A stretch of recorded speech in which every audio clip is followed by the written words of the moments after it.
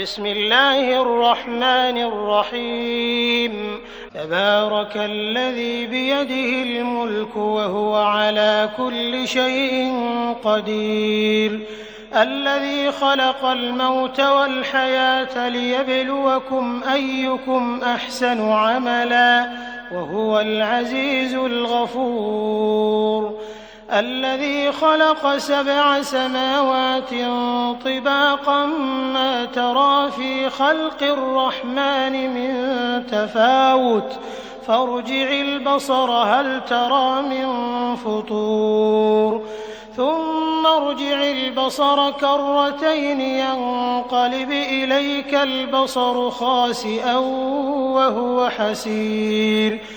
ولقد زينا السماء الدنيا بمصابيح وجعلناها رجوما للشياطين وأعتدنا لهم عذاب السعير وللذين كفروا بربهم عذاب جهنم وبئس المصير إذا ألقوا فيها سمعوا لها شهيقا وهي تفور تكاد تميز من الغيظ كلما ألقي فيها فوج سألهم خزنتها ألم يأتكم نذير قالوا بلى قد جاءنا نذير فكذبنا وقلنا ما نزل الله من شيء إن أنتم إلا في ضلال كبير وقالوا لو كنا نسمع أو نعقل ما كنا في أصحاب السعير فاعترفوا بذنبهم فسحقا لأصحاب السعير إن الذين يخشون ربهم بالغيب لهم مغفرة وأجر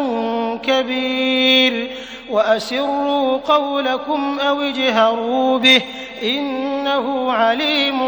بذات الصدور ألا يعلم من خلق وهو اللطيف الخبير هو الذي جعل لكم الأرض ذلولا فامشوا في مناكبها وكلوا من رزقه وإليه النشور أأمنتم من في السماء أن يخسف بكم الأرض فإذا هي تمور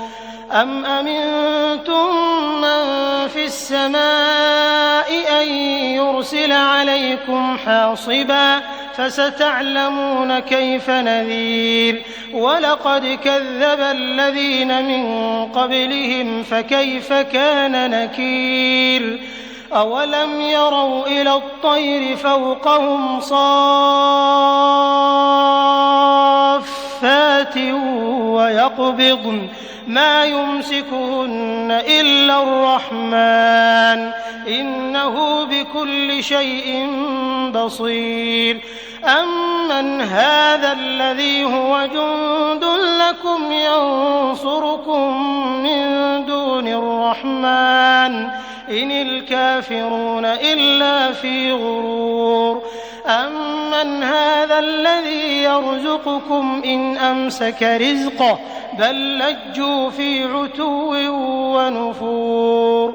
أفمن يمشي مكبا على وجهه أهدى أمن يمشي سويا على صراط مستقيم قل هو الذي أنشأكم وجعل لكم السمع والأبصار والأفئدة قليلا ما تشكرون قل هو الذي ذرأكم في الأرض وإليه تحشرون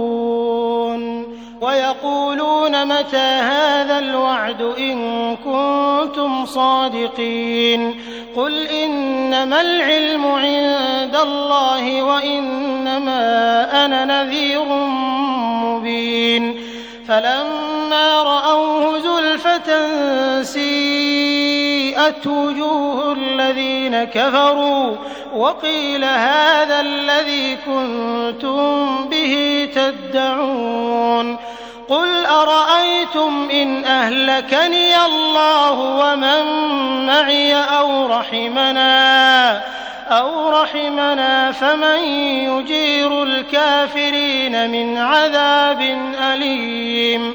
قل هو الرحمن آمنا به وعليه توكلنا فستعلمون من هو في ضلال مبين قل أرأيتم إن أصبح ماؤكم غورا فمن يأتيكم بماء